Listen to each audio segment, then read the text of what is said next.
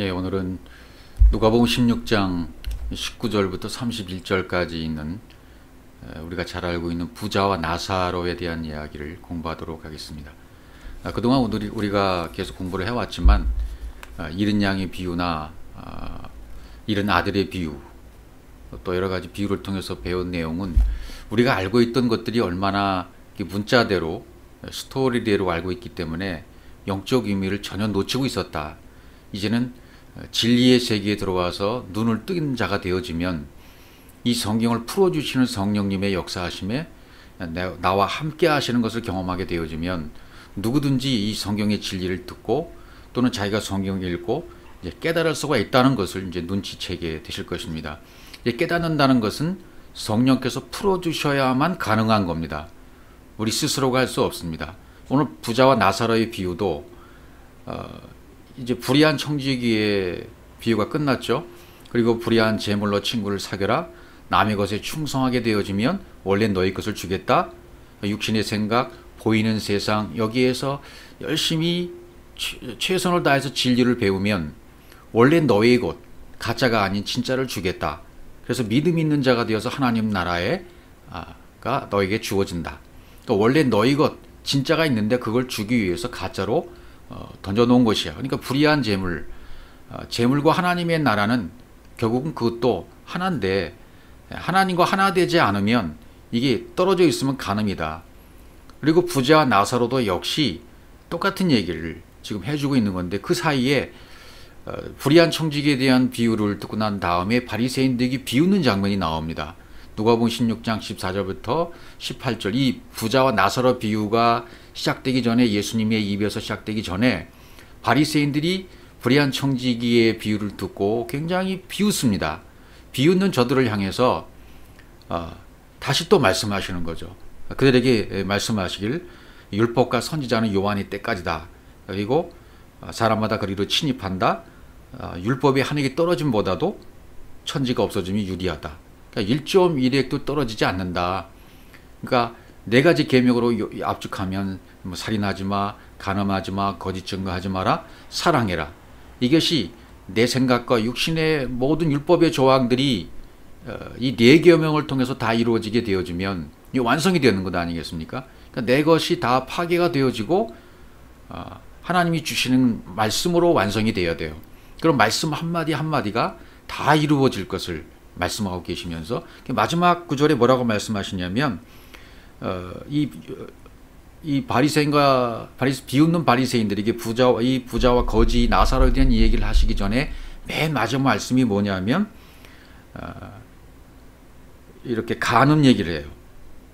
무릇 자기 아내를 버리고 다른 데 장가든 자도 간음함이고 무릇 버림당한 여자에게 장가든 자도 간음합니다. 간음 얘기를 합니다. 그러니까 하나님과 남편 대신 그리스도와 하나가 되지 못한 것이 간음 아니겠습니까? 그러니까 자기 아내를 버린다. 그러니까 율법의 말씀, 정경 66권이 주어졌는데도 불구하고 그거 다 버리고 다른 데 장가가는 자, 이 말씀과 율법에도 들어오지 못하고 다른 종교를 믿는다든지 전혀 관심이 없는다든지 무종교라든지 이런 사람 말할 수 있겠죠. 전부 간음입니다. 그리고 버림당한 여자에게 즉 율법과 하나가 되어져서 율법이 진짜라고 여기고 믿는 이스마엘과 하갈을 내어쫓으라고 했는데 내어쫓지 아니하고 그렇게 믿고 섬기고 있다면 이것도 역시 간음합니다. 하나님과 하나가 안 됐기 때문에. 그리고 부자와 나사로 비유를 얘기하고 있습니다. 한 부자가 있어. 오늘 누가복음 16장 19절 한 부자가 있어 자색 옷과 고운 베옷을 입고 날마다 호화로이 연락하는데 이제 이렇게 시작을 하고 계시는 겁니다. 그러니까 불의한 청지기의 내용과 부자와 나사로의 내용도 결국 누가복음 15장에서 말씀하신 잃은 양, 잃은 아들의 비유나 똑같은 말씀입니다. 그리스도를 찾아가는 그리스도로 발견되어져서 내가 그리스도로 살아가는 그런 과정들을 전부 얘기하고 있기 때문에 한 가지 진리를 전부 얘기하고 있는 것이다. 그럼 결국은 부자와 나사로도 따로따로 부자가 있고 나사로가 있다는 얘기가 아니라 부자와 나사로도 결국은 하나란 얘기입니다. 예. 불의한 청지기로 이 땅에 오셔서 불의한 우리들을 그분이 하나님이신 분이 이 땅에 오시는 것 자체가 불의한 거잖아요. 왜 이렇게 오셨습니까? 우리 불의한 자들을 살리기 위해서, 구원해내기 위해서, 언약을 성취하시기 위해서 그렇게 오신 거예요. 예. 그래서 역시 재물과 하나님 하나예요. 율법과 진리 하나입니다. 너희가 하나님과 재물을 겸하여 섬기지 못한다. 재물과 하나님 하나입니다. 율법과 진리 하나입니다. 겉사람과 속사람 하나입니다. 역시 부자와 나사로도 겉사람과 속사람, 내 속에 있는 한 사람에게 있는 것을 설명해 줌으로 말미암아 이 진리를 터득하도록, 진리를 찾아가도록 하시는 말씀이 지금, 그러니까 이 불의한 청지기 비유를 해도 비웃으면서 깨닫지 못하는 자들에게 다시 너희들 간음하고 있어. 너희들이 간음의 현장이 바로 너희들이야. 그리고는 한 부자가 있어. 이렇게 부자와 나사로의 비유를 얘기하고 있단 말이죠. 오늘날도 불의한 청지기 비유를 아무리 설명해 주어도 깨닫지 못하는 자들에게 하나님 말씀하시는 거죠. 영으로. 너희들도 아직 간음하는 자들이야. 하나님과 하나가 안 되었기 때문에 율법과 진리가 아직도 나눠져 있고 나눠져 믿고 있다면 하나가 안 된 거지? 그러면 간음하는 자야. 혼합되어 있으면 안 되잖아요. 그리스도가 남편으로 발견되어져서 그분과 혼인잔치 자리에 들어가야 되잖아요. 하나가 되게 되잖아요. 그러니까 한 부자가 있어요. 역시 우리에게도 동일하게 이 말씀을 해 주시고 있는 거죠. 한 부자는 뭡니까? 결국 한 부자라는 얘기도 디스플로시오스 안드로포스, 많은 조항이 있는 율법. 한 부자도, 여기 나오는 한 부자도 많은 율법 조항을 가지고 있는 그런 것을 말하는 거죠. 육신의 생각, 표면으로 보는 거, 이 전부 부자 아니겠습니까? 우리는 너무나 부자가였었어요.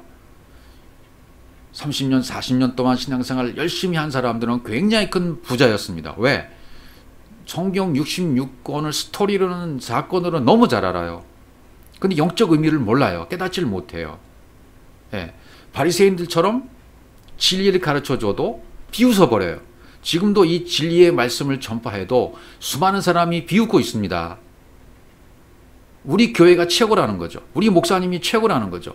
사람을 신성시하고 교회를 신성시하고 건물을 신성시하고 물질을 신성시해서 봐라, 우리 이 정도로 큰 규모의 교회야. 이렇게 자랑하고 있다면 이 사람들은 정말 부자입니다. 부자로 있는 거예요. 율법으로 있는 거예요. 아직도 깨닫지 못하고 그런 겉으로 보이는 것만 바른 것으로, 옳은 것으로 진짜로 여기고 믿고 있는 거죠. 그런 자들에게 성령께서는 계속 말씀하시는 거예요. 이 땅에 오고 오는 진리의 사람들을 통해서, 진리를 깨달은 사람들을 통해서 계속 이 말씀을 증거하고 계시는 겁니다. 그러다가 귀가 달린 자들은 하나님이 때가 되어져서 귀를 달아주시고 깨닫게 하신 자들은 한 사람 한 사람씩 이 말씀을 들으러 오는 것입니다. 그러니까 제가 처음 한 작년 9월부터니까 이제 한 1년 전이죠. 거의 1년 전에 이 동영상을 제작해서 올리기 시작했습니다. 구독자가 한 사람도 없습니다. 물론 구독자를 생각하고 한 것은 아니었습니다. 그러나 이 진리의 말씀이 전파되고 나면, 하나님께서 이 말씀이 진짜라면, 내가 전하고 있는 진리의 말씀이 이 진리의 증거라면, 진리가 되는 증거라면 하나님이 함께 하실 것이고, 듣는 사람을 한 사람 또 한 사람, 듣다가 떠나간 사람이 있다 할지라도, 아니라고 여기고 돌이킨 사람이 있다 할지라도 결국은 하나님께서 귀를 열어주셔서 듣게 하는 자들을 분명히 보내주실 것이다. 이제 110명이 좀 넘은 것 같아요. 그러나 숫자에 연연하지는 않습니다. 왜냐하면 이 말씀은, 진리의 말씀은 듣는 자들, 때가 된 자들만 듣기 때문에, 저를 통해서, 부족한 저이지만 제가 증거하는 이 말씀을 통해서 듣는 자들이 분명히 있을 것이다. 하나님, 저를 통해서 이 진리의 말씀을 듣고자 하는 사람이 있다면 귀를 열어주십시오. 그리고 듣게 해주십시오. 인터넷을 찾다가 방황하다가 교회에 다니면서 이건 아닌 것 같은데 이렇게 방황하는 사람들이 자기도 모르게 클릭하다가 우연히 발견할 수 있는 슈브 에클레시아가 될 수 있어요. 우연히 발견할 수 있다는 것은 없습니다. 세상에 우연은 없어요. 하나님 반드시 필연으로 만들어 놓으시고 들을 수 있도록 하시고, 미국에 있든지 한국에 있든지 유럽에 있든지 어디에 있든지 상관이 없어요. 예, 인터넷을 산책하다가 우연히 이 말씀을 듣게 되었다면, 아니 제가 전하는 증거의 말씀이 아니라 하더라도 다른 사람이 진리를 정하는 말씀을 듣고 귀가 열리면 그 사람은 때가 되어져서 이 진리를 듣게 돼 있단 말이죠. 예. 한 부자, 그러니까 이 계속해서 이 부자와 나사로에 대한 비유의 말씀은 계속되고 있는 겁니다. 누구에게든지. 그러니까 성경 66권이 부자예요. 로고스의 말씀입니다. 한 사람이 이 부자 안에는 항상 두 가지가 있는 겁니다. 겉에 말씀이 있고 속에 말씀이 있는 거예요. 겉으로는 율법이지만 속에는 그 안에는 진리가 있고 그리스도가 거기에 있어요. 예, 부자는 율법입니다. 율법의 조항이 많은 사람입니다. 포장된 율법입니다. 부자가. 근데 부자가 자색 옷과 고운 베옷을 입었다. 두 가지 옷을 입고 있다 말합니다. 자색 옷과 고운 베옷 두 가지 옷을 부자가 입고 있다. 자색 옷은 풀피라라는 단어인데요. 예수께서 죄인이 되었다는 의미에서 자색 옷을 입게 하셨죠. 이 자색 옷은 죄인이 입는 옷이잖아요. 겉의 말씀, 즉 율법을 의미하는 거죠. 그래서 마가복음 15장 같은 데 보시면 이렇게 예수님 마가복음 15장 17절입니다. 예수에게 자색 옷을 입히고 그러죠. 예. 자색 옷을 입힌다는 것은 우리 인생들, 죄가 드러난 인생들과 똑같이 동등하게 만드시는 거예요. 하나님이신 그분이 이 땅에 오셔서 육의 몸을 입고 오신 그분에게 죄를 정하사, 죄를 정해 놓으시는 거예요. 자색 옷을 입히는 것이 그러한 것을 과정을 거치는 겁니다. 또 가시 면류관을 엮어서 씌웁니다. 또 그 다음 구절을 보시면 마태복음 27장 28절 그의 옷을 벗기고 홍포를 입히며, 옷을 벗기고 이제 또 홍포를 입혀요. 벗기고 입히죠. 홍포라는 것은 우리 육신의 생각, 진홍색의 군인들이 어떤 겉옷 같은 거, 홍포, 로마 병정들이 입고 있는 거, 장군들이 입는 옷 보면 빨간 옷을 이렇게 홍포를 나부끼면서 뒤에 이렇게 입고 있는 거 보시죠. 그런 홍포를 말하는 거죠. 육신의 생각을 역시 말해요. 그리고 고운 베옷을 입었다. 비소스. 고운 베옷은 신 베옷, 고운 베옷. 이것은 히브리어 구찌에서 왔는데 시다, 신천, 아주 정교한 신천을 얘기하는 거죠. 고운 베옷, 정결한 진리. 자색 옷은 율법을 말하고 고운 베옷은 정결한 진리를 말하고 있는 것이고, 부자가 두 가지를 갖고 있는 거예요. 한 부자 안에 겉과 속, 두 가지를 다, 겉의 것과 속의 것, 율법과 진리, 이 다 가지고 있는 거죠. 그래서 자색 옷과 고운 베옷을 입고 있었다, 이렇게 설명을 해주고 있는 것이죠. 사도행전 16장 17절에 보면 자주장사 루디아가 등장하죠. 두아디라 성의 자주장사로서 하나님을 경경하는 루디아라는 한 여자가 들었는데 주께서 그 마음을 열어 바울의 말을 청종하게 하신지라, 이렇게 기록되어 있습니다. 하나님을 공경하는 루디아, 루디아라는 이름은 여자 이름이지만 고대 왕국의 어떤 학자들은 고대 왕국의 루디아 출신의 여인이다, 이렇게 학자들은 얘기를 하고 있습니다. 어쨌든 이 루디아라 하고 있는 루디아 출신의 한 여자든, 이 여자가 마음을 열어서 바울의 말을 듣게 되어졌어요. 이 여자는 귀네라는 단어가 되어 있고, 주께서 그 마음 카르디아를 열어서, 그 마음 카르디아를 열어, 아노이고, 다시요. 그 마음을 열어, 마음을 열었다. 주님이 열어주시는 거죠. 그러니까 말씀을 듣는 것도 역시 주님께서 마음을 열어주셔야만 진리를 들을 수 있습니다. 생명의 말씀을 들을 수 있다는 얘기입니다. 율법의 부자였던 사람들이 귀를 열어서, 마음을 열어서 듣는 것도 주께서 열어주셔야 됩니다. 그러니까 때가 되어야만 이 진리의 말씀을 인터넷을 통해서 듣든 누구를 통해서 듣든 한번 들어봐라는 권면을 듣든 어떤 과정을 통해서 이 말씀이 나에게 오든지 주님이 그 마음을 열어주시지 않으면 아무도 들을 자가 없습니다. 이 루디아라고 하는 여인도 주께서 마음을 열어주셔서 바울이 하는 말, 랄레오입니다. 진리의 말을 계속하는 말이죠. 발산하는 말, 속사포처럼 계속 쏴주는 말, 깨달은 진리의 말을 속사포처럼 계속 해주는 거예요. 발산하는 겁니다. 전해주는 겁니다. 예, 그 말을 청종하게 하셨다. 하나님이 듣게 하셨다. 예, 열었다는 말은 철저하게 여시는 겁니다. 철저하게 열으니까 들려오는 것이고, 들려오니까 깨닫는 것이고, 역시 전부 주님이 하시는 겁니다. 영이신 그분이 하는 겁니다. 깨닫게 가르쳐 주시는 성령이 하시는 일입니다. 예, 우리도 역시 자주장사나 똑같아요. 예. 루디아는 이 자주장사 루디아는 뭘 팔았을까요? 그렇죠. 겉의 생각을 팔아서 자주장사로서 자주색가는 뭐라 그랬습니까? 자주색가는 율법이라고 그랬잖아요. 죄인이 되었다는 의미의 자주색이니까 우리도 자주장사로서 루디아처럼 내 육신의 겉의 생각 이것을 팔면 진리를 사게 되는 거죠. 내가 겉의 것을 팔아버리게 되면 그러면 주께서 너 그렇게 마음이 준비되었네? 그 마음을 보시고 내 마음을 열어주신단 말이죠. 아노이고 하신다. 디아노이고 철저하게 열어주신다. 아노이고는 열다는데 디아노이고 아주 철저하게 열어서 해석까지 해주시는 걸 얘기해요. 해석해 주시는 거. 철저하게 열고 해석까지 해주시는 것 디아노이고. 그래서 랄레오 진리를 전하고 있는 바울의 말을 듣게 되었다. 역시 우리도 육신의 생각을 팔면 진리를 살 수 있게 되어지는 겁니다. 예.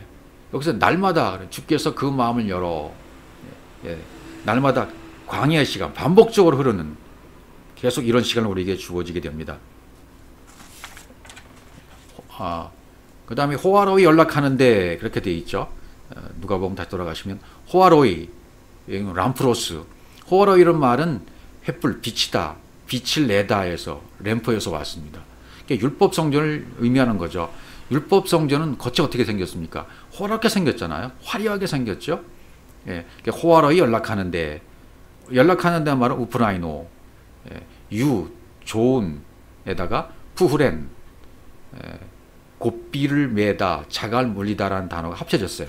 그러니까 연락하는 데라는 말은 좋은 감정에 좋은 마음에 곱비가 좋은 감정으로 곱비를 맸다. 자갈을 물렸다. 그래서 좋다 이 말이죠. 연락하다.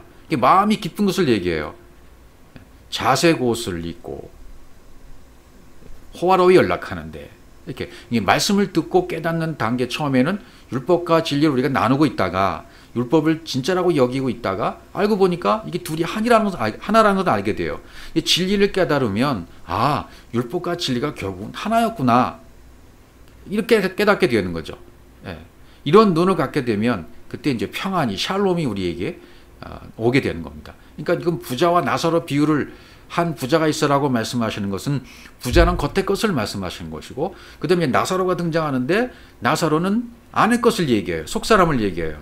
그러면 결국 부자와 나사로는 결국 하나라는 얘기예요. 내 안에도 역시 부자와 나사로가 있는 것이고 겉과 속이 하나가 되어졌을 때 비로소 하나님과 연합이 되는 거죠. 그것을 지금 말씀하고 싶으신 거예요. 그러니까 이제 나사로가 등장합니다. 누가복음 16장 20절 나사로라 이름한 한 거지가 헌대를 앓으며 그 부자의 대문에 누워 이렇게 되어 있어요. 요한복음에도 이제 마르다와 마리아의 오라버니로 등장하는 나사로가 또 등장하죠. 여긴 거지 나사로라 이름한 거지라는 말은 우리가 알고 있는 이제 푸토코스라는 단어가 있죠. 마태복음 5장 3절에서 공부했던 거지 푸토코스 심령이 가난한 자는 영이 가난한 자는 했을 때 그 푸토코스라는 말. 푸토코스라는 말은 어떤 말이죠? 일용직 노무자가 하루 벌어서 하루 먹고 사는 것. 즉 하루하루 하나님의 도움이 없이는 절대적으로 살 수가 없는 자들. 그들이 바로 푸토코스들이에요. 하나님이 도움이 없이는 나는 한순간도 살 수가 없습니다. 단 하루도 살 수 없습니다. 하나님의 도우심이 절대적으로 필요합니다라고 고백하는 사람들이 심령이 가난한 자들이에요. 거지예요. 푸토코스입니다. 하나님이 도움이 없이는 난 잠시도 살 수 없습니다. 살 수 없습니다. 라고 고백하는 자들이죠. 그러니까 나자로스라는 단어는 하나님이 도우신다. 그런 단어, 하나님이 도우신다. 그 진리에 대해서 갈급한 자를 나사로로 지금 상징해 놓고 있습니다. 이것은 구약의 아자르, 하나님이라는 단어에다가 아자르, 돕는다라는 단어가 합해졌어요. 그래서 아살, 하나님은 돕는 자이시다. 또는 엘리에셀, 이런 데서 유리한 말이 이제 나사로 이렇게 되어 있죠. 이 거지가 헌대를 앓으며 이렇게 되었어요. 헌대를 앓았다. 헌대라는 말은 헬코, 상처 이렇게 말이죠. 헌대를 앓으며 이 단어를 보면 괴양을 일으키다. 헬코스에서 와서 종기 이런 뜻으로 되어 있어요. 종기. 또는 어디서 이 종기라는 말은 또 어디서 왔냐면 헬키오에서 왔는데 잡아 끌다라는 뜻에서 왔습니다. 상처라는 말은 종기라는 말은 잡아 끌다에서 왔다. 거지는 마음이 가난한 자, 심령이 가난한 자, 영이 가난한 자, 작은 자이고 진리를 얘기하고 있는 거죠. 부자는 아까 율법을 얘기하는 것이고, 진리는 성령을 끌어잡아 당긴다. 잡아 끌다에서 온 종기니까 헌대를 앓으며 끌어당기는 거. 이건 마음에 상처가 있으면, 헌대가 있고 상처가 있으면 성령을 끌어당기는 거죠. 이 상처라는 단어, 이 상처라는 단어를 구약에 한번 쭉 살펴보면 이게 어떤 의미가 있는가. 상처, 몇 가지만 구체적인 단어들만 대표적으로 한번 살펴보도록 하겠습니다. 욥기 9장 17절입니다. 그가 폭풍으로 나를 꺾으시고 까닭없이 내 상처를 많게 하시며, 여기 상처리라는 단어는 폐차, 부상당하다. 어디서 왔냐면 파차에서 왔는데 찢어지다라는 뜻에서 왔습니다. 찢어지다. 까닭없이 나를 찢어지게 하시는 거예요. 상처를 받게 하시는 거예요. 그가 폭풍으로 세하라. 회오리 바람처럼 감아서 나를 데리고 가는 거죠. 가져가 버리는 거죠. 폭풍우가 쳐서 나를 꺾어버리시는 거죠. 슉 물어뜯다, 깨트리는 거다. 깨트리다. 나를 압도하시고 나를 꺾어버리시는 거죠. 내 고집과 내 육신의 생각을 꺾어버리시는 겁니다. 그래서 그걸 꺾으시기 위해서 까닭없이 이유 없이 자기 생각에는 이거 왜 이게 왔지? 라는 생각으로 나에게 상처를 찢어지게 주시는 겁니다. 많게 하시는 겁니다. 많게 하시며 라바, 증가하다, 풍성하게 해주시는 거예요. 상처를. 또 다른 단어를 보시면 에레미야를 통해서 살펴보죠. 에레미야를 통해서 답이 나와 있습니다. 에레미야 10장 19절. 슬프다 내 상처여, 내가 중상을 당하였도다. 그러나 내가 말하노라. 이는 참으로 나의 고난이라. 내가 참아야 하리로다. 슬프다 내 상처여. 내 상처여. 상처가 등장합니다. 세베르, 손상, 파괴, 깨트림, 이런 단어로 나옵니다. 내가 말하노라. 아마르로 말씀하시고 있어요. 나의 고난이라. 홀리, 병드는 것이다. 근심이다. 질병이다. 내가 참아야 하리로다. 이렇게 얘기하잖아요. 참아야 하리로다. 나사. 내가 참아야 하리다는 번역보다는 나사라는 단어는 감당해야 하리로다. 받아들여야 될 것이다. 이렇게 의미가 되어 있어요. 또 다음 표현을 보시면 에레미야 15장 18절. 나의 고통이 계속하며 상처가 중하여 낫지 않으면 어찌미니까? 주께서는 내게 대하여 물이 말라 속이는 신의 아들이시니까. 상처를 주셨는데 이게 낫질 않아요. 고쳐주시지 않는 거예요. 분명히 그 이유가 있겠죠. 상처, 여기 마카, 단어가 마카라는 단어가 되어 있어요. 세베르, 마카, 아체베트, 페차, 이런 단어가 상처라는 단어인데 약간씩 다르게 쓰인 단어들이 될 수 있어요. 그러나 의미는 같아요. 여기도 이제 상처, 마카, 중하여, 안화시, 고칠 수 없는 상처로 남았다.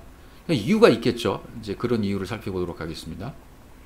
에레미야 30장 12절. 나 여호와가 말하노라. 내 상처는 고칠 수 없고 내 창상은 중하도다. 왜 이렇게 말씀을 하실까요? 내 상처는 여기도 세베르라는 단어가 쓰였어요. 세베르, 제일 많이 쓰인 단어죠. 세베르는 고칠 수 없고, 안하시, 고칠 수 없고, 창상은 마카, 역시 똑같은 의미예요. 창상, 마카, 아까 상처라는 단어로 번역되었죠. 마카, 상처. 이거는 중하도다. 할라, 너무 중하다. 중해서 지워질 수가 없다. 그런 의미가 되는 거죠. 또 30장 13절. 내 송사를 변호할 자가 없고 내 상처를 싸맬 약이 없다. 약이 없다는 거예요. 약이 없다. 상처, 여긴 마조로라는 단어가 쓰였어요. 세베르가 아니고 마카가 아니고 마조로라는 단어. 상처가 싸맬 약이 없다. 마조로는 붕대, 처방, 상처. 싸맬 약이 없는 거예요. 레프와 테알라, 의약, 치료하고 깨어나게 할 방법, 약이 없다. 이렇게 말씀하시는 거죠. 또 호세아서를 가보시면 에브라임이 자기의 병을 깨달으며 유다가 자기의 상처를 깨달았고, 자기의 상처를 깨달으면 이제 진리를 아는 거예요. 자기의 상처를 깨달으면 고침받는 길로 나갈 수 있는 길이 열리게 되는 거죠. 예. 미가서 1장 9절 이는 그 상처는 고칠 수 없고 여기 나오죠. 그것이 유다까지 이르고 내 백성의 성문 곧 예루살렘에도 미쳤습니다. 상처가 고칠 수 없다 계속 나오잖아요. 왜 이렇게 상처가 고칠 수 없다라고 나올까? 답이 에레미야서에 계속 나와 있습니다. 에레미야 30장 15절이 답입니다. 어찌하여 내 상처를 인하여 부르짖느뇨 내 고통이 낫지 못하리라. 내 죄악의 큰과 죄의 수다함을 인하여 내가 내게 이 일을 행하노라. 여기 보시면 내가 낫지 못하는데 이것은 내가 내게 이 일을 행했다 이렇게 말씀하셔요. 이 일을 행했다. 그러니까 내 죄악의 큰과 죄의 수다함을 인하여 범법, 죄인, 또 죄악, 불법, 죄악은 아본, 불법, 뭐 죄 이런 뜻이거든요. 내가 네게 이 일을 엘레 이것들을 행하였느니라. 이것들 아싸 행하였느니라. 아싸 꾸몄다, 제조했다. 이 일을 아싸했다, 제조했다, 꾸몄다라는 뜻이에요. 예. 왜 이를 제조하고 꾸몄을까요? 이렇게 하나님이 꾸미고 제조한 이유는 뭐죠? 그 이유가 분명히 있는 거죠. 자, 그러면 나에게 상처를 주고 고통을 주고 질병을 주고 아픔을 주셨어요. 근데 그걸 스스로는 치료하고 회복되지 못하게 하십니다. 철저히 막아 놓으셨습니다. 왜요? 이 일은 하나님이 하셨기 때문에요. 하나님이 모르시는 일이 없어요. 우리 인생길에서 여러분이 당한 모든 일을 모르시는 것이 하나도 없습니다. 우리는 뭐 원망할 때가 많이 있잖아요. 하나님 왜 이렇게 해주셨어요? 왜 나를 이렇게 인도해 주세요? 왜 까닭없이 일을 당하게 해주시고 고난당하게 하시고 사기도 당하게 하시고 아픔 당하게 하시나요? 뭐 이런 일들, 결혼과 이혼과 재혼과 아픔과 상처와 고통, 왜 이 일을 하시게 하시나요? 예, 이건 스스로를 치유하지 못하게 하시고 하나님이 그렇게 제조해 내셨어요. 꾸며 놓으셨어요. 내 인생길에 당한 모든 일을 통해서, 모든 사건과 일을 통해서 억울한 일 당하고 사기를 당하고 질병을 당하고 누명을 씌운 일까지라도 전부 하나님이 아시고 하나님이 허락하신 일입니다. 왜요? 하나님이 나를 깨워주시기 위해서, 답이 나를 깨워주시기 위해서요. 이 일을 제조하고 꾸며 놓으신 이유는 이걸 통해서 나를 거기서 벗어나기 위해서, 단단히 묶어있는 뼈를 부수는 수다한 죄에서 벗어나게 하기 위해서는 이 방법으로는 안 되기 때문에, 보통의 방법으로는 안 되기 때문에, 보통 방법으로는 나를 깨울 수가 없어요. 너무 고집이 크고 고집이 세고 아주 고래 심줄보다도 강한 내 것이 내 안에 강하게 자리 잡고 있기 때문에 이미 체질적으로 체질화되어 있는 내 것이 너무 많이 있는 거예요. 예, 율법의 단단함, 내 육신의 생각의 단단함이 너무 큰 겁니다. 그러니까 하나님이 보통 방법으로는 안 되시니까 극약 처방을 내리시는 거예요. 나에게. 그 극약 처방이 뭡니까? 어떤 사람에게는 질병이 될 수도 있고, 어떤 사람에게는 상처를 당하게 될 수 있고, 어떤 사람에게는 수치를 당하게 하고, 어떤 사람에게는 물질적으로 사기를 당하게 하고 망하게 하고, 이런 일을, 이런 코로나 시대에 물론 안 어려운 사람은 없어요. 다 어렵지 않습니까? 그러나 이런 하나님이 극약 처방, 그러니까 독을 제거한다는 말이 있잖아요. 그러니까 약이 되는 것은 독이 약이 되는 거죠. 우리 안에 독소를 제거하려면 어느 정도의 독을 써야만 독이 제거된다는 그런 명의들의 말을 들어본다면, 하나님이 명의 중에 명의시기 때문에 내 몸을 너무 가장 잘 아시고, 내 생각을 너무나 잘 아시고, 나의 인생을 너무나 잘 아시고, 나의 형편과 처지를 누구보다도 가장 잘 아신 하나님께서 나에게 가장 합당한 극약 처방을 나에게 내리십니다. 그래서 아픔을, 상처를, 고통을, 질병을, 사기를, 사건과 일을 당하게 하신다. 이 일을 제조하시는 거예요. 만드시는 겁니다. 왜? 나를 충격에 빠뜨려 놓으시고 그 충격 가운데에서 내 영이 깨어나기를 바라시는 마음으로 그렇게 제조하시는 겁니다. 예. 내 생각, 내 가치관, 내 육신의 생각은 쉽게 깨지지가 않기 때문에 하나님의 극약 처방인 내가 이 일을 행했느니라. 이 방법이 아니면 깨달을 방법이 없어요. 일어날 방법이 없단 말이죠. 하나님이 보내신 사건, 하나님이 보내신 일, 하나님이 보내신 질병 등을 통해서 나를 밑바닥까지 내려가게 하시고 고통스럽게 수치스럽게 아픔을 경험하게 하심으로 말미암아 인생의 바닥을 경험하게 하심으로 말미암아 나를 깨어나게 하십니다. 이것이 가장 큰 은혜인 것입니다. 깨닫고 나면 이거보다 더 큰 은혜가 없는 겁니다, 여러분. 이거보다 더 큰 사랑이 없음을 깨닫게 되는 겁니다. 아, 하나님이 나를 깨어나게 하기 위해서 이런 방법, 이런 도구, 이런 방법을, 수단을 쓰셨구나. 나를 아싸하셨구나. 꾸미고 제조하셨구나. 내 인생을 꾸며 놓으시고 내 인생을 제조해 놓으셨구나. 그리고 깨달으면 감사가 되는 거죠. 그래서 에레미야 30장 17절에 보시면 나 여호와가 말하노라. 그들이 쫓겨난 자라 하며 찾는 자가 없는 시온이라 한즉 내가 너를 치료하며 내 상처를 낫게 하리라. 아까는 계속 하시는 말씀 뭡니까? 내 상처를 낫게 하지 못한다. 치료하지 못한다.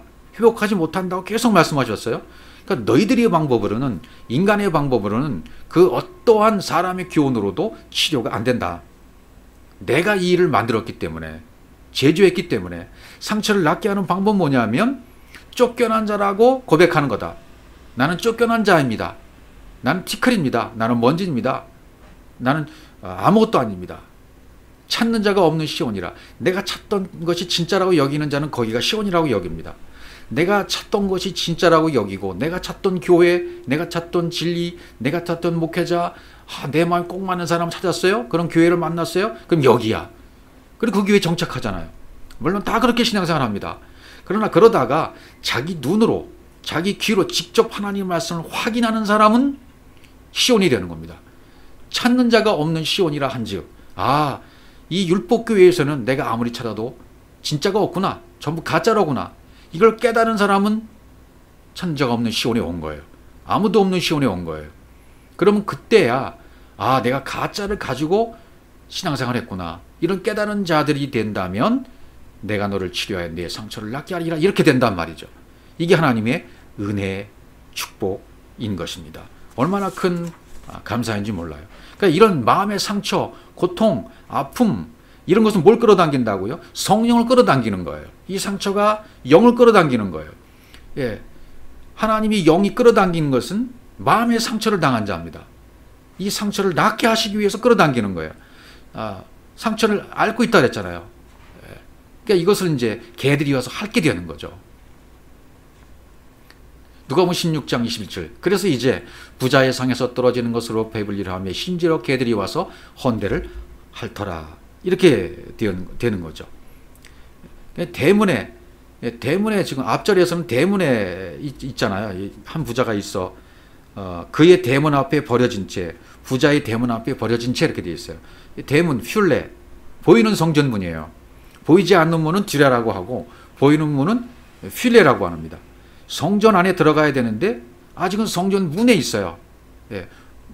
이 성전 문에 버려진 채, 나사로라 이름하는 거지가 지금 어디 있냐면 성전 문에 버려진 채 있어요. 성전 안에 아직 들어가지 못했습니다. 성전 문에 있어요.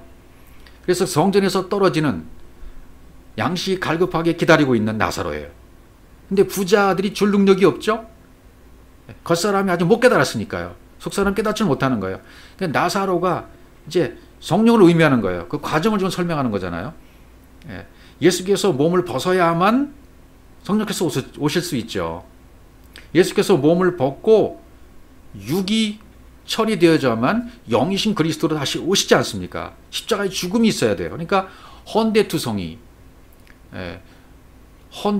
헌대투성이인들을 핥고 있는 개가 등장하는 겁니다. 그렇게 되면 개들이 와서 헌대를 핥으면 핥을수록 새 것이 나오는 거죠. 새살이 나오는 거죠. 부자는 매장되고 나사로는 아브라함 품에 가는 것으로 이제 설명을 하는 장면들이 나오잖아요.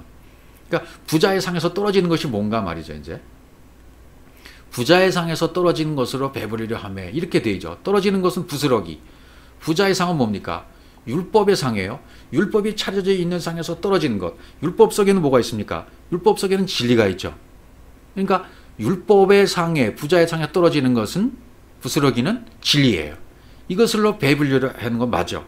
이 진리를 먹어야 사는 게 맞습니다. 상이라는 말은 트라페자, 네 다리가 달린 상이죠. 그러니까 성경 66권을 결국 얘기하는 거죠. 부자의 성은 율법의 말씀을 말하는 거죠. 네 개의 다리를 가진 식탁. 네 개의 다리를 뒤집어 놓으면 하늘을 향하게 되어 있잖아요. 동서남북 네 개의 다리. 이것이 완전히 항복해서 하늘로 내 손과 발을 들게 되어지면 이제 율법 안에서 진리가 떨어지는 말씀을 먹는 사람이 되는 거죠.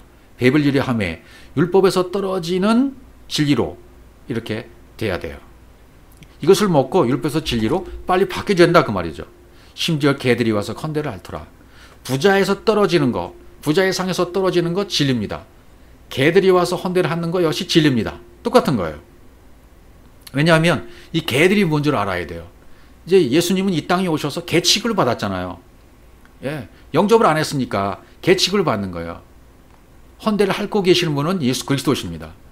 상처를 핥고 계신 분은 우리의 상처, 고통, 아픔을 핥아서 새 살이 나오게 하신 분은 예수 그리스도이십니다. 그럼 이 개들이 규명되어야 되겠죠. 큐온이라고 하는 개들이. 자, 그러면 이렇게 한번 보죠. 요한복음 1장 11절. 자기 땅에 오매 자기 백성이 영접지 아니하였으나 자기 땅에 왔으나 영접지 않아요. 받아들이잖아요. 예수 그리스도가 이 땅에 오셨지만 바리새인들 지금 불의한 청지기 이야기를 듣고 비웃잖아요. 예. 누가복음 16장 14절에 바리새인들은 돈을 좋아하는 자들이라 모든 것을 듣고 비웃거늘. 비웃고 있어요. 지금도 바리새인들처럼 이 모든 것을 듣고 비웃는 자들이 너무나 많아요. 자기 땅에 왔지만 영접지 않은 백성들이 지금도 여전히 있는 겁니다. 그러니까 그분은 이방인 취급을 당하는 거죠. 개로 오신 거나 똑같아요. 우리 주님은. 개는 부정한 동물이죠. 사방 거리를 뛰어다니면서 먹을 걸 찾는 개들. 이방인을 의미하고 있습니다. 그 이방이라는 개는 자기를 죽여서 율법을 완성시키는 분이에요. 자기 자신을 희생해서 율법을 완성시키고 진리가 되시는 분. 그리스도라는 분이 나오시려면 개로서는 죽으셔야 돼요. 그래야 헌신하는 거죠. 결국 예수가 오셔서 헌대를 하는 것과 똑같습니다. 헌대를 핥으면 속살이 나오는 거죠. 우리의 상처와 고통과 아픔을 만드신 분도 그분이십니다. 내가 이 일을 행하노라고 에레미야서 말씀하셨죠. 이 일을 제조하시고 꾸미셨어요. 꾸며 놓으신 다음에 그 상처가 뭔지를 이제 깨달은 자들에게 있어서는 내가 가짜를 붙잡고 있었구나라고 잘못된 시온이 무엇인지를 깨닫고 알았어요. 그러면 이제는 진리를 깨달은 자가 된 것이고 헌대를 핥아주시는 예수 그리스도의 진리가 내 속에 들어오게 되어져요. 그러면 속살이 나오게 되는 거죠. 진리가 드러나게 되는 거죠. 율법은 점점 소멸되어지고 양식이 없어져서 굶게 되어지고 진리의 속살이 계속 속으로부터 나오게 되는 거죠. 개들이 헌대를 핥는 것, 이건 진리가 나오는 것을 설명해 주고 있는 거죠. 그러니까 이것은 전부 겉옷을 벗는 것 같아요. 우리 육의 겉옷, 육신의 겉옷을 벗어버리는 것. 겉이 삭제되고 속이 드러나는 것.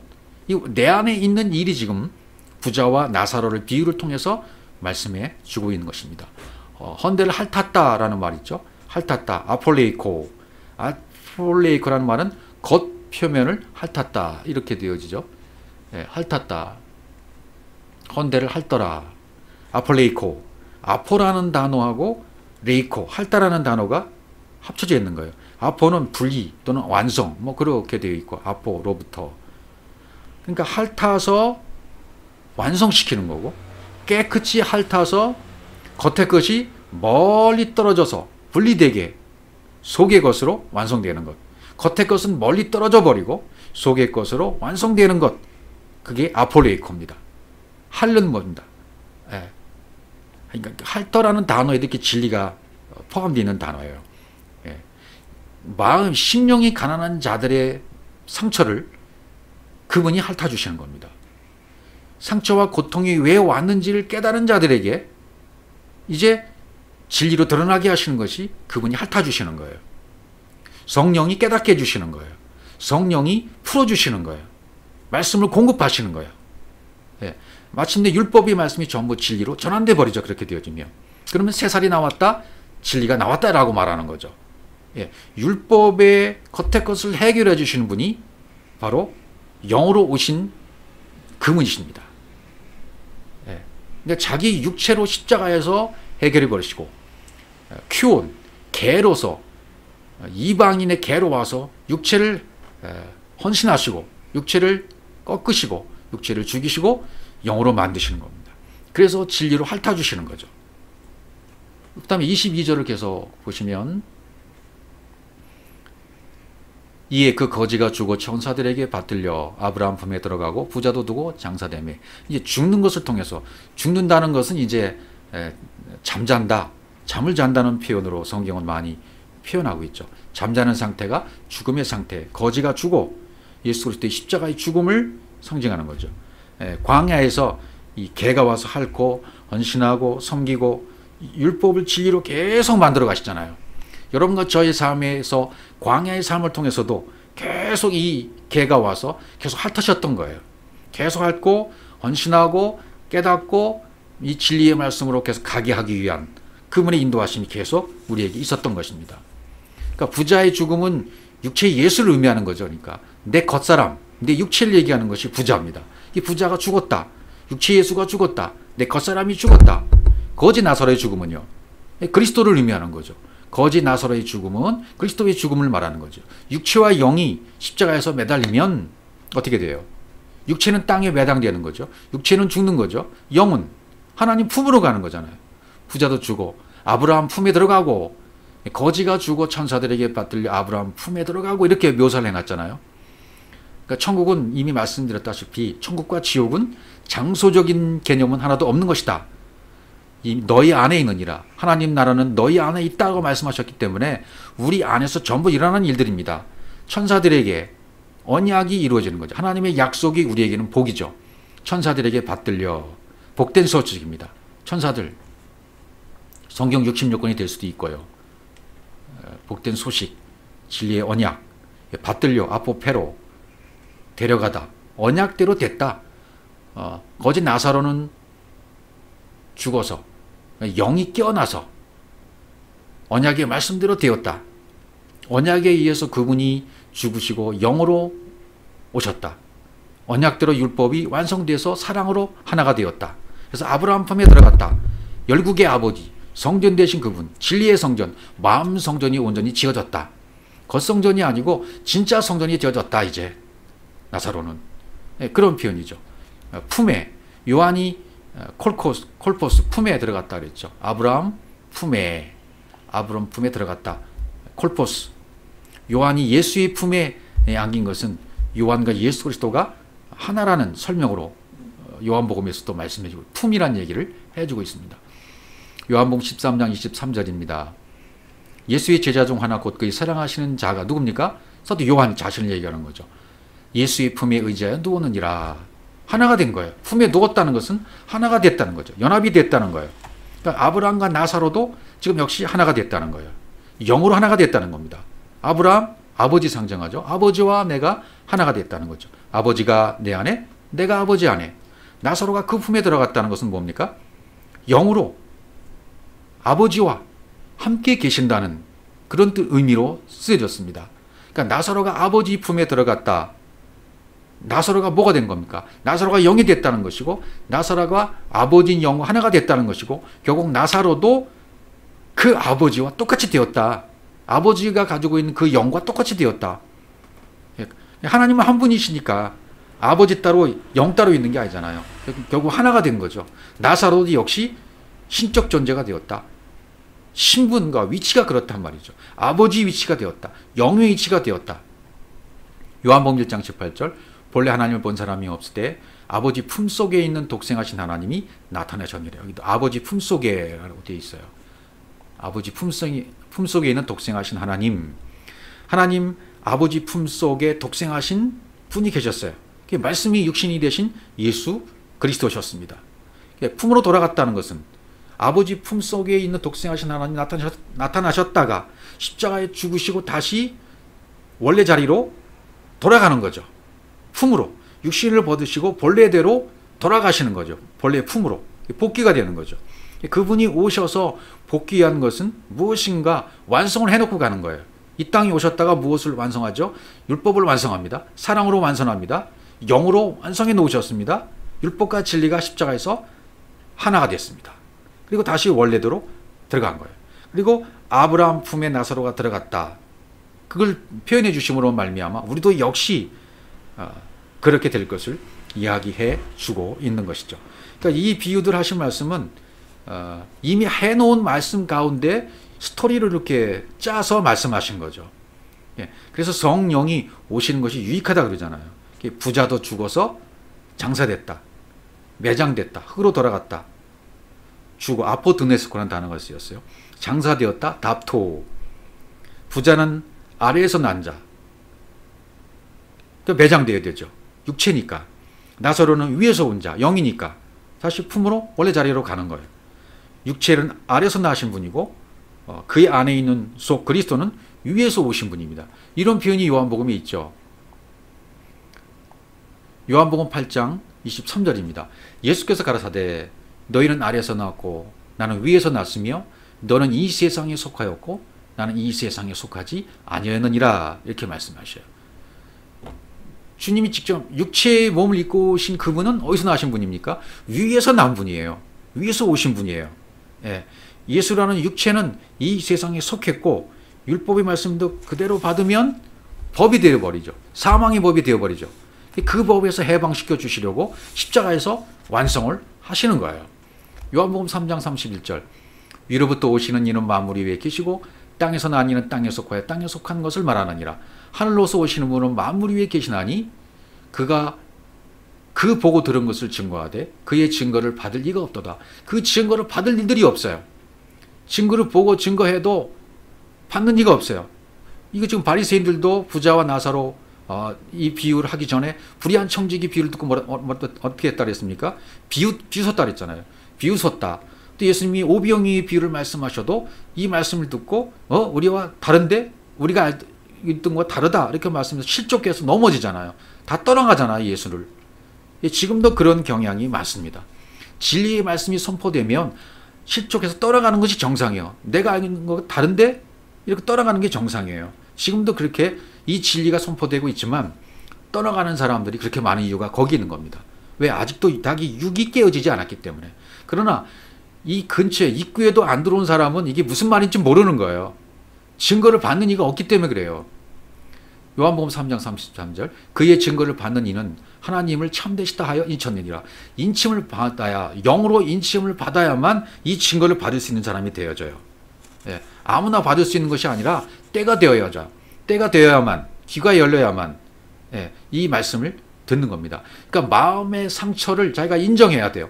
내가 받은 마음의 상처와 고통과 아픔, 내 인생길에 당했던 모든 사건과 일들 이건 하나님이 하셨구나 라고 깨닫고 가짜라는 것을 깨닫고 고백하여지면 내가 붙잡고 있던 것은 가짜 시온이었구나 이렇게 고백을 하게 되어지면 그때 하나님의 상처를 치유해 주시고 치유해 주시면 내가 진짜 진리 안으로 들어가게 되어지고 그 다음엔 하나님이 증거로 말씀하신 증거들을 다 받아서 흡수할 수 있는 능력이 생겨지게 돼요. 아, 하나님만이 참되시구나. 세상은 가짜구나. 율법은 가짜구나. 교회 안에서 내가 배웠던 모든 것은 과정이었구나. 이게 진리로 가는 과정이었구나 라는 것을 비로소 깨닫게 되어져요. 예. 다음에 누가복음 16장 23절 저가 음부에서 고통 중에 눈을 들어 멀리 아브라함과 그의 품에 있는 나사로를 보고 이렇게 됩니다. 눈을 들어 에파이로 들어 올렸어요. 고통 중에 눈을 들어 멀리 아브라함과 그의 품에 있는 나사로를 봤다. 나사로를 보았다. 부자가 호라호했다. 음부에서 이 음부는 어떤 장소적인 것을 말하는 것이 아니라 그랬죠. 내 안에 율법에 매여 있고 깨닫지 못했으면 아직은 음부예요. 지옥이에요. 율법 안에 갇혀있는 상태가 음부라 그 말이죠. 내가 깨닫지 못하고 지금까지 말씀드렸던 내 안에 상처와 고통과 아픔, 인생길에 당했던 모든 일들, 사기당하고 질병에 걸렸던 이런 일들을 하나님이 꿈이신 거구나. 나를 깨어나게 한 꿈임이었구나라는 것을 깨닫게 되기까지 음부에 있는 거죠. 이걸 깨닫게 되면 이 상태에서 벗어나기 때문에 이젠 그때는 천국으로 가는 거죠. 고통 중에 바사노스, 시금석, 고문, 고통이란 뜻입니다. 고통 중에 바사노스. 그러니까 어떤 기준점, 진리라는 기준이 있잖아요.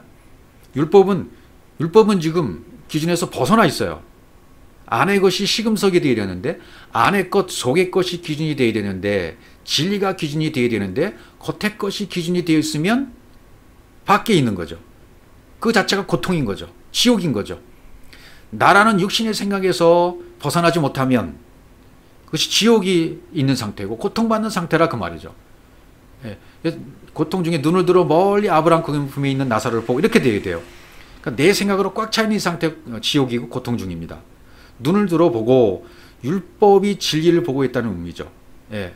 이제 율법 안에서 진리를 깨닫고 위를 보게 돼요. 위의 찬으로 열려지게 되는 때가 와요.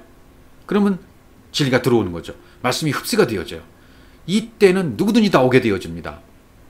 그러나 그것은 아무 때나 오는 것이 아니라 준비가 되어야 돼요. 예, 아픔, 아까 말씀드렸던 그 과정이 지나가야 돼요. 아픔, 상처, 고통, 이런 모든 인생길에 있던 사건들을 내가 인정해야 돼요. 두 손 바짝 들고. 예, 내 다리가 하늘을 향해야 돼요. 완전히. 내 짐승이 내 다리가 하늘을 향해서 이 사람이 되어야 돼요.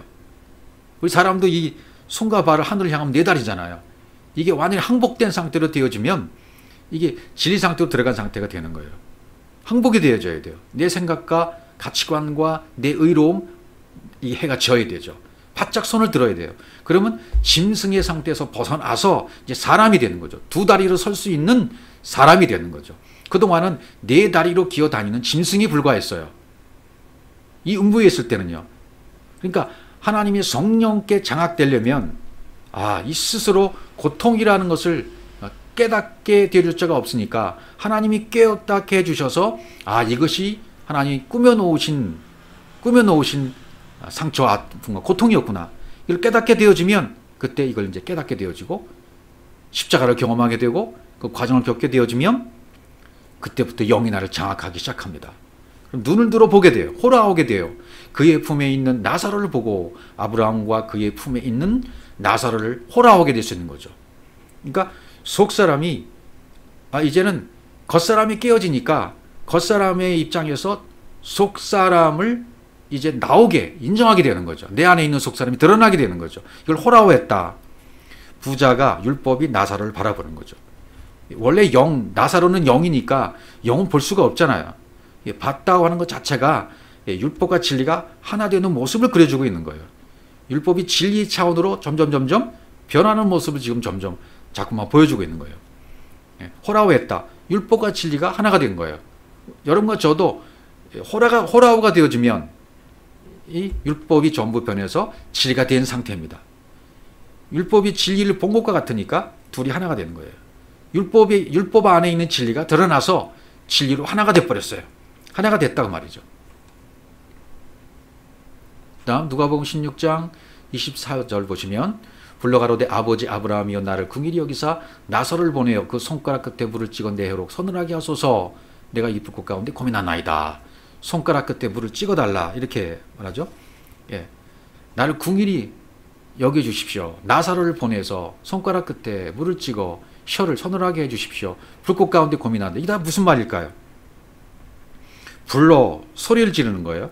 소리를 지르다 가로데 레고 진리로 말하고 있어요. 나를 엘레오 불쌍히 여겨주세요.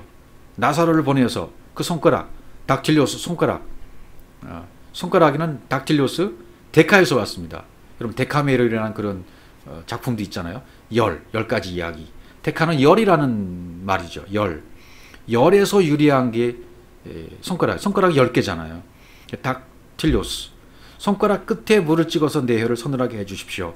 지금 말씀이 불침례를 받아서 불꽃 가운데 있어요. 뜨거워요. 뜨거운 상태에서는 불침례를 받으면 불침례를 받고 나면 깨닫긴 깨달았어요. 근데 온전한 상태에 못 들어갔어요. 물 한 방울이 필요한 거예요. 물 한 방울 진리가 필요한 거예요. 그래서 손가락 끝에 손가락은 능력을 상징하죠. 언약을 상징하죠. 손가락 끝에 찍어서 물을 찍어서 혀를 서늘하게 해달라 이렇게 좀 부탁하고 있잖아요. 그럼 먼저 손가락이 어떤 의미인지 한번 살펴보겠습니다. 민수기 9장 4절 19장 4절 제사장 엘리야사는 손가락에 그 피를 찍고 그 피를 회막 앞을 향하여 7번 뿌리고 제사장 손가락에 피를 찍죠. 그리고 피를 7번 뿌립니다. 이게 다 전부 의미가 있는 말씀이죠. 손가락, 능력의 손가락. 이게 찍는 거예요. 시편 8편 3절 주의 손가락으로 만드신 주의 하늘과 주의 베풀어 준 달과 별들을 내가 보니 주의 손가락으로 만드셨어요. 능력의 손가락입니다. 다니엘서 5장 24절 이러므로 그의 앞에서 이 손가락에 나와서 이 글을 메네메네 대갈 우바르신 이것을 기록했다. 손가락 능력의 손가락이에요. 신명기 9장 10절 그리고 손가락이 두 돌판에 말씀을 기록하시는 거죠. 여호와께서 두 돌판을 내게 주셨나니 그 판에 글은 하나님이 친수로 기록하신 것이요. 여기 친수로 돌판에 글은 하나님이 친수로 하나님의 손으로 직접 기록하신 것이다. 이렇게 말씀하셨어요. 그럼 다른 장면에 또 보시면 출애굽기 31장 18절 여호와께서 시내산 위에서 모세에게 이르시기를 마치신 때에 증거판 둘을 모세에게 주시니 이는 돌판이요 하나님이 친히 쓰신 것이더라. 여기 보시면 증거판 둘 돌판인데 하나님이 친히 쓰신 거다. 하나님이 여기다 친수로 하나님 손가락으로 직접 쓰신 것이 뭐라? 이게 바로 십계명이라는 거죠. 자, 십계명이라는 거 어떻게 알 수가 있겠습니까? 이사야 45장 12절 내가 땅을 만들고 그 위에 사람을 창조하였으며 내가 친수로 하늘을 펴고 그 만상을 명하노라. 친수로 여기도 친수로 하늘을 펴고 하나님의 손으로 능력의 손으로 그 만상을 명했다. 능력으로 말씀하셨다. 만드셨다. 요한복음 8장에 이제 가늠하던 현장에 잡힌 여인 얘기입니다.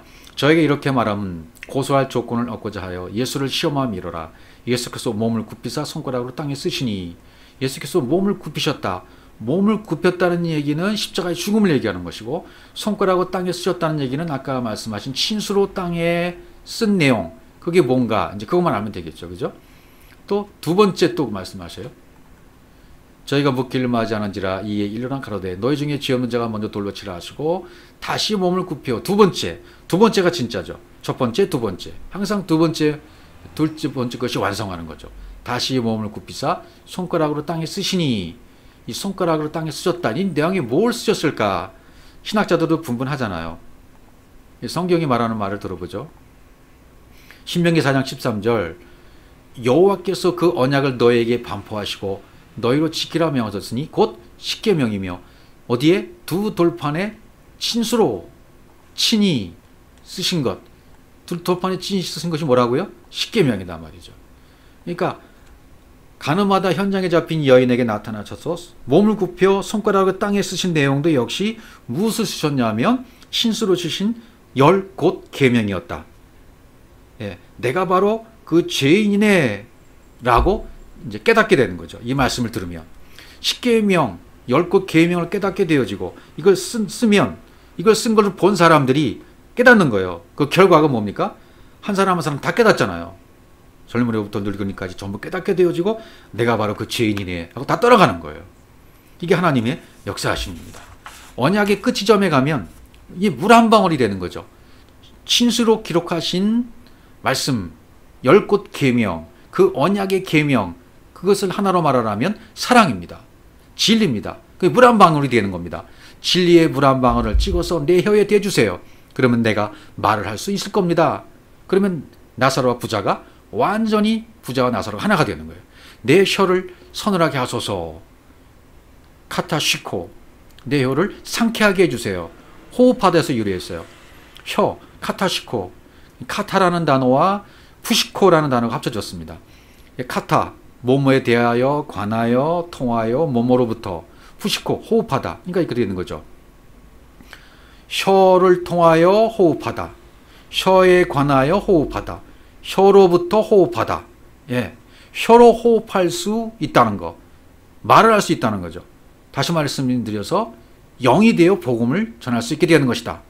그 물 한 방울이 오기 전까지는 진리를 전할 수가 없겠지만 성령 물침례와 불침례 전부 받아서 뜨거워진 상태에 있다 하더라도 이 물 한 방울이 마지막 이 물 한 방울 진리의 물 한 방울 사랑의 물 한 방울 완성되어져서 부자와 나사로가 하나 되어지고 내 겉사람과 속사람이 하나가 되어지는 이 진리 이 한 방울의 물 이것이 있기 전까지는 뜨겁긴 하지만 진리를 전파할 수는 없다. 이 물방울이 내 혀에 와서 적셔지면, 내 혀를 통해서 호흡이 되어지면, 내 혀를 통해서 말씀이 호흡이 되어지면 이제는 뜨거운 것을 전달할 수 있는 능력이 dynamit가 된다. dynamit가 생긴다. 예, 이 불꽃 가운데 뜨거워지는 것, 이게 믿음이잖아요. 그리스도로 되는 믿음, 진리로 되는 믿음, 물 한 방울이 진리 하나로 되어져 가는 거죠. 예, 혀를 통하여 호흡할 수 있는, 혀를 통해서 말씀을 전할 수 있는 능력이 나에게 생기게 되는 것이다. 물 한 방울이 오는 과정이 이렇단 말이죠. 내가 이 불꽃 가운데 괴로워하나이다 그래요. 그러니까 불꽃 가운데 괴로워한다는 말은 진리의 물 한 방울이 오기 전까지는 완전한 내가 영과 진리가 겉사람과 속사람이 하나가 되어져서 혀를 통하여 호흡하는 말씀이 세워지기 전까지는 불꽃 가운데 고민하는 거죠. 괴로워하는 거죠. 내 의로운 가치관, 내 의로운 생각, 육신의 생각, 이것이 가라앉아서 내려가서 해가 져서 완전히 불타 없어져야 영으로 진리를 전할 수 있다. 이렇게 말씀하시는 거죠. 그래서 누가복음 이제 그 마지막 절로 계속 가보겠습니다. 16장 25절. 아브라함이 가로되 이에 너는 살았을 때 내 좋은 것을 받았고 나사로는 고난을 받았으니 이것을 기억하라. 이제 넌 여기서 위로를 받고 너는 고민을 받느니라. 이렇게 말씀하십니다. 자, 얘야 테크논. 자기가 낳은 자식을 말할 때 얘야 그러잖아요. 너는 살았을 때 좋은 것을 아가도스 받았고 나사로는 고난을 받았다. 카코스 앞에 무가치한 것을 받았다. 이것을 기억하라. 부자는 좋은 것을 받았다. 자기가 생각할 때 좋은 거, 물질, 사업, 건강, 자녀, 뭐 그런 거 자기가 좋다고 생각하는 것을 부자는 받았던 거죠. 율법 아래에서 받은 거죠. 그러니까 네가 살아서는 부자로 살았잖아. 네 육신대로 산 거지. 내 의로 산 거지. 네 율법으로 살았기 때문에, 의로 살았기 때문에 너는 율법을 몰랐다는 거야. 율법을 몰랐을 때는 네가 살아있는 거지. 그러나 나사로는 호모이오스 생략되어 있는데요. 부자가 받은 것과 똑같은 그런 고난을, 부자는 고난을 받았지만 똑같이 나사로는 유익한 걸 받았다. 위로를 받았다. 위로를 받았다. 이렇게 얘기하는 거죠. 나사로는 위로를 받았다. 여기서 파라칼레오 위로를 받았다. 가까이서 부르고 초청하고 기원하는 그런 위로를 받았다. 그러니까 한 사람 속에 있는 것을 지금 말하는 거잖아요. 그러니까 부자와 나사로는 결국 같은 거예요. 같은 것을 얘기하고 있는 거죠. 그래서 율법을 몰랐을 때는 내가 살아있는 거죠. 로마서에서 바울이 전에 법을 깨닫지 못할 때는 내가 살았더니 계명의 이름에 죄는 살아나고 나는 죽었다. 이 말씀과 똑같은 거죠. 계명이 이르니까, 사랑과 진리가 이르니까, 계명이 이런 것이 오늘 본문에 개가 와서 핥아버리는 거. 개가 와서 핥아버렸어요. 그러니까 새살이 나온 거죠. 예, 내가 혀로 호흡해서 진리를 전할 수 있는 상태까지 가게 되는 거죠, 이제는. 예, 개가 와서 핥아버렸으니까 새살이 나왔고, 진리가 나왔고, 이제는 율법을 알게 되었어. 이제 바울의 속사람, 거지처럼 있다가 깨어났습니다. 예. 겉사람으로는 죽고 속사람으로 살아났다는 것을 얘기하고 있는 거죠. 이것을 기억하라라고 말하는 것을 기억해라. 예. 율법이 진리를 깨달으려면 이제 되새김질을 해야 되는데, 말씀이 소화돼서 내 혀에 진리의 물 한 방이 딱 닿아져서 떨어져서 혀로 호흡을 할 수 있게 된다. 진리의 말씀으로 호흡해서 전할 수 있는 상태까지 가야 된다. 그때 전까지는 괴로움을 당하는 것이다. 누가복음 16장 26절. 이뿐 아니라 너희와 우리 사이에 큰 구렁이 끼어 있어 여기서 너에게 건너고자 하되 할 수 없고 거기서 우리에게 건너올 수도 없게 하였느니라. 구렁이 있다 그랬습니다. 우리 사이에 몇 탁시 동안에 그 사이에 큰 구렁이 끼어 있어. 구렁이라는 말이 있죠. 구렁이라면 카스마, 밑이 없는 함정이라는 뜻이죠. 함정. 여기서는 유언을 살펴보면 하프마다에서 왔어요. 하프마다에서 온 것이 큰 구렁이에요. 그러니까 큰 구렁은 뭐예요? 하품하고 있죠. 하품하고 있으니까 말을 못하는 거죠. 하품만 꺽꺽하고 있는 상태에 있으니까 혀로 호흡할 수 있는, 진리 전할 수 있는 상태가 못하는 거죠. 구렁이 끼어 있다. 하품만 하는 상태에 있다. 말을 못하는 거죠. 그러니까 이 상태에서 하품 많은 상태에서 그 사이에 끼어 있는 구렁을 이렇게 다리를 놓아줄 수 있는 뭔가가 필요하죠. 그러면 그거 다리를 놓아줄 수 있는 것이 뭐죠? 이쪽에서 저쪽으로 건너가야 되잖아요. 건너간다. 건너간다는 말은 디아바이노 건너가다 건너오다 통과해서 지나가다 건너가고자 하되 할 수 없고 그런 능력이 없다 이거죠. 지금은 그런 능력이 힘이 없어요. 큰 구렁이 끼어 있어요. 스테리죠. 구렁이 이렇게 굳게 고정되어 있어요. 건너올 수도 없게 했다. 디아페로 건너올 수도 없게 했다. 디아페로 완전히 건너다 지나갈 수 없게 했다. 뭐가 없어서 그래요? 진리의 물 한 방울 혀로 호흡할 수 있는 성령의 역사가 없는 거예요. 보혜사 성령께서 오셔서 혀로 호흡할 수 있는 통로와 다리를 놓아줘야만 돼요. 그 능력이 있어야 돼요. 우리에게. 보혜사 성령이 오셔서 진리의 물 한 방울 딱 적셔 주심으로 말미암아 딱 끝나야 돼요. 하품을 멈춰야 돼요. 그러면 통로가 되는 것이고 부어있던 큰 구렁이 끼어있던 그 사이가 없어져 버리는 거죠. 구렁이 없어져 버리는 거죠. 하품이 없어져 버리는 거죠. 혀로 호흡한다는 말이 중요하죠. 혀로 호흡할 수 있는 상태가 되어야 돼요. 혀로 호흡할 수 있는 진리의 말씀이 나한테 세워져야 된다. 왜? 내 혀에 진리의 물 한 방울이 떨어지면 가능한 것입니다. 그 통로를 놓는 것은 바로 보혜사 성령께서 가능하게 해 주시는 것입니다. 요한복음 14장 16절 보시면 내가 아버지께 구하였으니 그가 또 다른 보혜사를 너에게 주사 영원토록 너희와 함께 있게 하시리니 보혜사 성령이 오셔야 돼요. 이 보혜사 성령이 오셔야만 우리 함께 있게 되고 저는 진리의 영이죠. 진리의 영이기 때문에 세상은 능히 저를 받지도 못하나니 이는 저를 보지도 못하고 알지도 못함이라. 그러나 너희는 저를 아나니 저는 너희와 함께 거하시니요. 다시 앞쪽으로 함께 거하시며 또 너희 속에 계심이라. 함께 거해야 되고 너희 속에 우리 속에 계셔야 돼요. 이 진리의 영이 여러분과 제 속에 거하시고 함께 살고 이 속에 있어야만 혀에 진리의 물 한 방이 딱 떨어지는 상태가 되어지므로 진리를 선포할 수 있는 디나마이가 생겨나게 되는 것입니다.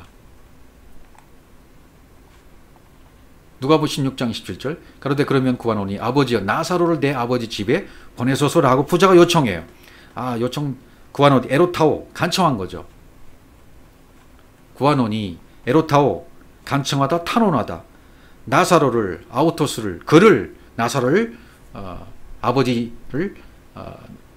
나사로를 내 집에 보내주십시오. 거기에 형제들이 있다 이렇게 얘기하죠. 펜포. 그러니까 아버지는 성전을 의미하죠. 아버지여 나사로를 내 아버지 집에 보내주세요. 파송해 주세요. 하품을 멈추고 말할 수 있는 상태가 되게 해주세요. 그러죠. 마음 성전이 지어져서 이것을 할 수 있게 해주세요 라고 부탁하는 거죠. 거기에 내 형제 5이 있다고 말씀을 하시죠. 내 형제 5이 있으니 누가복음 16장 28절입니다. 저에게 증거하게 하여 저희들이 고통받는 곳에 오지 않게 하소서. 형제 5이 있으니 형제 5은 모세용을 말해요. 성경 66권을 5으로 보는 거죠. 진리 5, 율법 5, 창세기 1장 1절이 5단어로 돼 있는데 5단어를 깨달으면 다 깨닫는 것이 된다고 말씀드렸죠. 5이 있으니 저희에게 증거하게 하사 디아 마르트리오마이 성경이 성경으로 증거하게 해주세요. 성경이 증거해야만 그것이 증거가 되고 성경이 성경으로 깨닫게 해야만 증거가 되는 거예요. 그래야 고통받는 곳에 오지 않게 돼요. 겉이 깨어지고 속으로 진리로 드러나게 된다. 그 말이 되는 거죠. 보혜사 성령이 요한복음 14장 26절 보혜사 곧 아버지께서 내 이름으로 보내실 성령 그가 너에게 모든 것을 가르치시고 내가 너에게 말한 모든 것을 생각나게 하시리라. 모든 것을 가르치시고 모든 것을 생각나게 하시는 분이 누구라고요? 보혜사 성령. 보혜사 성령이 오셔야만 이것이 가능한 거예요. 그러니까 나사로는 이 성령을 상징하는 거잖아요. 보혜사 성령. 보혜사 성령이 오셔야 위의 차원으로 깨닫게 되는 거예요. 말씀을 들을 때 성령께서 역사하시는 거예요. 깨달은 거예요. 그런데 에로타오 요청하잖아요. 기도하잖아요. 우리 마음 안에 이 부자가 간청했던 에로타오가 우리 마음 안에 있어야 돼요. 그래야 고통받는 곳에 오지 않게 하소서. 율법이라고 하는 지옥에 들어오지 않게 해주세요. 율법에 매여 있는, 갇혀 있는 상태로 신앙생활을 하지 않게 해주십시오. 이 말씀 자체가 율법 지옥인데 이 지옥에서 풀어지게 해주세요라는 말이죠. 다른 말로 말하면 이 율법 말씀을 성령으로 풀어주세요. 진리로 풀어주세요. 율법의 말씀이 그 안에 있는 진리의 말씀이 드러날 수 있도록 풀어주세요 라고 요청한 것이죠. 우리가 이 기도는요 끊임없이 필요합니다. 하나님, 이 말씀을 깨닫게 해주세요. 이 말씀이 드러나게 해주세요. 내 안에서 이 말씀이 깨달아지게 하시고 풀어지게 하셔서 이 말씀을 전할 수 있는 물 한 방울이 딱 떨어져서 혀로 호흡하게 해주세요. 진리의 말씀 전할 수 있는 그 능력이 두나마이가 나에게 있게 해주세요. 그런 기도는 계속 필요한 것입니다. 누가복음 16장 29절 아브라함이 가로되 저희에게 모세와 선자들이 있으니 그들에게 들을지니라 이렇게 말해요. 아브라함이 가로되 하나님을 대신한 거죠. 모세와 선지자들이 있으니 성경 66권이 있단 말이죠. 하나님과 우리 사이에 큰 구렁이 있어서 진리와 비진리가 갈라져 있는 거죠. 구렁이 역시 우리 안에도 있어요. 똑같이 다 있습니다. 진리와 비진리, 율법과 진리가 갈라져 있어요. 이를 극복할 수 있는 것이 성경입니다. 성경 66권을 통해서 이 성경이 진리가 드러나야 돼요. 그리고 궁극적으로는 성령이, 보혜사 성령이 이걸 깨닫게 해주셔야 돼요. 모세와 선지자들이 있으니 그들에게 들을지니라. 성경을 통해서 성경 안에 있는 말씀을 들어라. 무엇을 통해서? 성령을 통해서. 그 성경 66권을 읽어보고 성경 66권을 풀어주시는 성령의 음성을 듣고 이 말씀 해석할 수 있게 되어야 된다. 끊임없이 그것을 위해서 기도해라. 그 속 뜻을 풀어서 진리로 들을 수 있도록 기도해서 그걸 깨달아서 진리로 들어가라. 진리가 되어라. 누가복음 16장 30절 가로되 그렇지 아니하이다. 아버지 아브라함이여 만일 죽은 자에게서 저에게 가는 자가 있으면 회개하리이다. 죽은 자에서 저에게 가는 자가 있으면 보혜사 성령이죠. 보혜사 성령뿐이 없어요. 죽은 자에게서 저에게 가는 자는 성령입니다. 영입니다. 영. 예. 죽었다가 다시 살아난 자가 내 안에도 오셔야 돼요. 성령이 내 안에 함께 거하셔야 돼요. 그래야 깨닫게 됩니다. 죽었다가 살아난 자가 와야 풀어지는 겁니다. 그렇게 하는 것이 회개를 하고 있는 것입니다. 이렇게 지금 말하고 있는 것이죠. 요한복음 15장 16절 내가 아버지께로 너에게 보낼 보혜사 곧 아버지께로서 나오시는 진리의 성령이 오실 때에 그가 나를 증거하실 것이요. 이렇게 다 설명해 놓았잖아요. 요한복음에.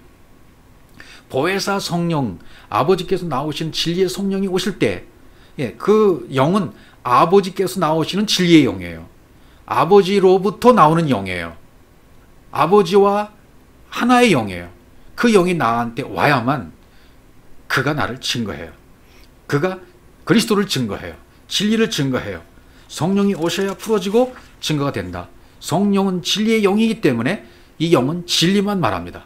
죽은 자 가운데서 다시 돌아와서 진리를 전하는 자가 누가 있습니까? 그리스도이십니다. 영이십니다.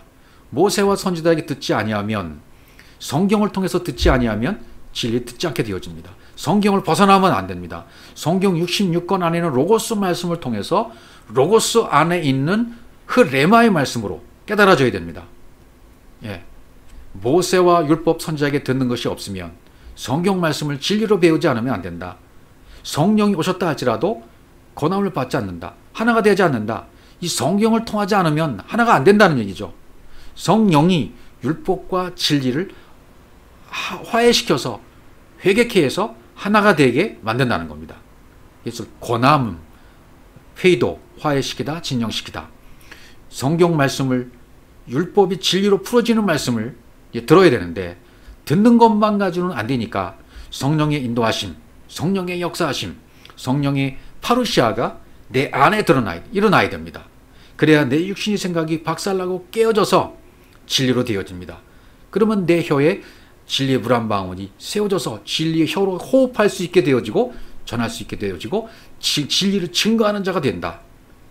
부자와 나사로는 율법과 진리를 의미하고 있었습니다. 율법과 진리가 내 안에서 하나가 되려면 모세와 선지자의 글 성경 66권이 영어로 풀어져야만 한다는 것을 말씀하고 있었습니다. 진리의 말씀을 듣고 동시에 성령이 내 안에 임재해서 깨닫게 해주셔야만 가능하다는 것을 계속 강조하고 있는 겁니다. 부자는 겉의 것이요 율법이요 나사로는 아내 것이요 진리인 그리스도이십니다. 부자와 나사로는 결국 하나인 겁니다. 율법이 깨어져서, 겉의 것이 깨어져서 아내 것 그리스도와 하나가 되어집니다. 성령이 불침례를 통해서 내 혀에 진리의 물 한 방울이 있게 되어지면 하품을 멈추고 복음을 전파하게 되는 것입니다. 진리만을 전하는 자가 된다 그 말이죠.